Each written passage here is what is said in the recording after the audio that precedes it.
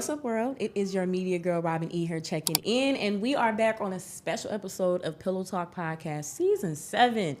The growth has been amazing. Make sure you guys are following us on Facebook at Pillow Talk Podcast and IG Robin E93, YouTube Robin Yvette, everywhere that you can get your media fix, okay? As you can see today, we are in a special location. Shout out to Kit Studios, Chicago, for inviting your girl out. I got a free tour today, and I got to record some of my shows, so I'm super excited for this opportunity. Make sure that you guys check out Kit Studios. When I tell you this is absolutely beautiful, the layouts, the different room choices, the colors, the palettes, like it is absolutely phenomenal. 10 out of 10, highly recommend. So we got to catch up, obviously, because there's been a lot that's been going down in the world. But also here in Chicago, Midwest region, okay, the weather, hello, what is happening? In Indiana, the National Guard called in after the governor declared a statewide disaster emergency following days of relentless storms. I, for one, cannot stand this rainy season, okay? It's been really different for us to see rain coming through like this, which is why I have partnered with DoorDash for an amazing deal, you guys. This is a limited time deal. You do not want to miss this, okay? So make sure that you tap in to see all of the deals that you can get. I love DoorDash personally. It's very, very convenient. I can get everything that I need in one stop. So I highly recommend you go and get that code before they change it, okay? Like I mentioned before, the rain has been crazy. Life has been crazy. I have been going through a lot of crazy things. Right now with my landlord and my living situation, it is just turning into a real shit show, okay? Which is deterring me away a little bit from making the next step that I have to do. It's making me a little nervous, a little scared for what's to come, but I am pushing through. I'm understanding that God wants me to evolve. He wants me to grow, right? So in order for you to grow, you have to go through a lot of uncomfortable things. I also recently dealt with some media decline invites, or some media invites that were declined, rather. And it kind of made me feel a little way about my value and what I bring to the table, and if what I'm doing is not good enough, okay? This is an event I've been to before in the past, and to not get the invite, it definitely made me feel a way in the beginning, but I also had to just accept that maybe I have outgrown this opportunity. Maybe that's not the way that it's supposed to go. Maybe I'm not ready for it. Maybe I'm not what they're looking for. All of the things, okay? But despite all the negativity that is swirling around, I did receive an amazing new partnership with my favorite hair care brand, okay? Jamaican Mango Lime partnered with me for a TikTok live shop hosting position. So I was really excited for that. I've never done TikTok shop live before. I barely go live on TikTok. That is a whole nother monster. But the fact that they liked me, like I had to interview and everything, let me come do my thing, let me be myself. It was a really, really great experience. And it's with a brand that I can truly stand by. During my lock journey, this has been the only brand that I've used like consistently, like 3 years plus. So I say all of that to say, life can be ugly and beautiful at the same time. In order for us to grow and evolve and reach different levels of greatness, we have to experience the bad and the good. So if you are somebody right now that's going through a tough storm, or you're feeling like you're getting constant rejections and you have to do some uncomfortable things, I guarantee you something positive is on the horizon for you. Something positive is going to uplift your spirits and remind you that in order for you to appreciate it more, you have to go through some bad things, okay? Now, we have to give congratulations to Clarissa Shields, all right, on her victory. Our girl won, okay, against Kay Scott in 6th round TKO. She won the WBC and WBA championships, which are amazing. I don't know what that means specifically, but I do know that she has been able to grow as a influencer, as an athlete, as a woman, as a face of a lot of different things. Fighting is crazy because although she has had to fight to get this far in her career, she's also had to fight, I think, in her life to love herself, to be confident, to overcome. Right now in the world, since Clarissa Shields has became a household name, she's had to face a lot of different ridicule based off of her appearance, based off of her lifestyle choices, based off of her responses. And you can see the fight in her. A lot of people are used to celebrities, to a certain extent, not wanting to indulge too much in the back and forth. But Clarissa Shields explains herself a lot more than she should. And all of that is rooted in her constantly having to fight herself to get to where she is. I love the fact that Clarissa Shields loves who she is. I wholeheartedly know outside of her being a physical fighter, she had to fight to get to that type of self-love, okay? Especially with that man, Papoose. It's already a bold decision to, be with a married man. But we know the whole situation with them was just messy as hell anyway. But the fact that she is sticking beside him, she is defending her choices, she is staying prominent and dominant in her career. She's clapping back at fans, okay? She's taking some notes, she's getting some wigs, she's getting some makeup together. The fight, the dog in her is very, very big, okay? Don't play with Clarissa Shields. So let her be a reminder to you to always fight for self-love. That is going to give you armor when you got to go out there and fight in the real world. Another fight that went viral recently is Chrisean and unidentified punching bag woman. Chrisean Rock.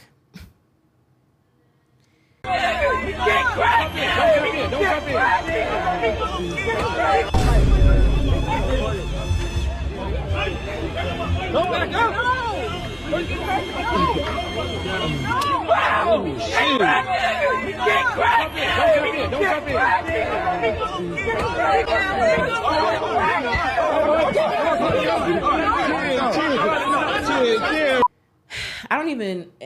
I don't usually do this. I ain't even gonna lie to you because she's deciding to be who she is. But we gotta just highlight the different types of fights and battles that people experience in lives. Because this might resonate with somebody. I don't know.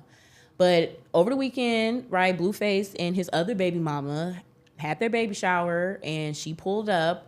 Okay, her and Blueface been back in the ins and outs, laying around together. They just sharing this dick all over and through Hollywood. After the baby shower, she ends up fighting a woman in the streets. Blueface is egging it on. They tearing her ass up. And all I could think about is, what about all the progress that you made to get to a certain point? What about all the fighting you had to do with yourself? Yahweh and defending the choices you made as a mother. You have all of these fights that you're fighting and you are continuing to fight. Now you got to go take the aggression out physically because you're not winning any of these personal fights. You're not winning any of these fights you're having with yourself, these fights you're having about your son. You're not proving anything right by whooping somebody's ass. So I think in that moment, although we are used to seeing her fight, that was literally her letting out the aggression of losing a fight. Are y'all following what I'm saying? Are you getting what I'm putting down? When we are losing the war within ourselves, we got to figure out a way to win in some other degree. We got to figure out a way to let that aggression out. Like I mentioned, she is losing the battle with herself. And Blueface is a huge trigger for her, 110%. Every time she see that man, it's like, ding, the fight is on. And she's letting out all this aggression about him and the choices that she made because she continues to lose the battle within herself. Y'all got to make sure you're winning that battle within yourself. If you're constantly going through bullshit, you're constantly faced with ridicule, shit's falling apart, you feel me? There's an internal fight that you're not acknowledging. So Chrisean needs to go ahead and get in that match with her damn self, okay? Now, another fight that was trending is one that actually is not physical. And fighting is a metaphor, honestly, right? For battle, for the showdown, okay? For confronting things. Fighting can be emotionally, it can be spiritually, it can be culturally, all right? Cancel culture, we know, is one of the biggest fighting features we use in media. And that's what's potentially happening with Stephen A. Smith. So Stephen A. Smith recently received the Thumbs Down Award from NABJ, okay? I didn't know that this was a real award show. I didn't know this was a real recognition that they do, but apparently they do. The NABJ gave him the Thumbs Down Award, which essentially is for disparaging commentary of Black women in politics, sports, and media. Tough. I love NABJ for one. Let me just give a shout out to Black journalists, you feel me, for saving media in all shapes and forms. I want to take a moment to just remind everybody who Stephen A. Smith is, because I think we are in a time period right now where we're like so sensitive to things and we forget about what media used to look like. So Stephen A. Smith is old, right? He's an old timer. He's a dinosaur. He came out during a time where you had to be a little more on the edge to get noticed. You had to be a little bit louder to get in the room, okay? Me a job, but it won't stop me. I don't want enemies, but I'm not here to be liked. I'm here to call things as I see them, which I've earned the right to do over a journalism career that now spans 33 years. I was good enough to celebrate and to bring on board when I was showing up there. And the second I'm not there, I get a thumbs down. And we throw out a very incendiary critique of me, accusing me of disparaging black women. When what you really meant to say is that I'm disparaging liberals because I happen to disagree with some of the things that the left is doing. People behind the scenes in the political stratosphere, in my opinion, influenced your decision to do what you did. If these so-called disparaging things I did were true, and I was saying it about black female conservatives, you wouldn't have said a word. So Stephen A. Smith came from a time period where you had to be a little more loud, you had to be a little more flamboyant, you had to be a little more out there for you to get the recognition you deserve, for you to get in those different types of rooms. You also have to think about what censorship was like back in the day. I just started rewatching some old Love and Hip Hop. The things that Rich and Peter and all of these men were saying on national television, you could go to jail for that shit right now. You could get a damn restraining order put on you based off of the evidence of the crazy things that you're saying and doing on the show. They were throwing glasses at women, talking about coming through windows, all types of crazy stuff, okay? But the point of that is the censorship that we did not value a few years ago, or a decade or so ago, is overly cherished now. You can't say a lot of things anymore, period. There's so many national alliances against X, Y, and Z that in order for you to succeed in the media industry, there's a certain level of censorship you have to put on yourself. There's a certain revamp to the code of ethics that you have to put on yourself. However, because he made a name for himself like that, I don't think that he will ever change, and he doesn't see a problem with how he's perceived and the things that he perceives, because that is a part of the Stephen A. Smith persona. So on the back end of that, I do not agree with any black journalist, celebrity, black person of power that uses downgrading of other black people to gain trust and credibility in a room where we are the minority. So in terms of how he sides with the majority on some things regarding the minority, I would have to agree that that's tasteless. And for that, you should be banished. But there is a certain level of, pave a way that he's done throughout news, entertainment. And like I said, because he has went through so many things before that he had to do, now that he's where he's at, he don't feel the need to change. He don't really see nothing wrong with what he did, honestly. And even though that they were trying to bring more awareness to that, because again, it is important when you're a person of color to use your platform positively to influence, I don't think he's going to change. Long story short, I think he's still going to talk about whatever he wants to talk about and make sure that people feel it. As a black journalist, a woman journalist, Stephen A. Smith, you really need to check yourself, okay? You got black daughters, you got a lot of ties to the black community, but I also understand that you're just a grumpy old man. It's probably time for him to retire, if we're being honest. It's probably time for him to get the fuck up out of there.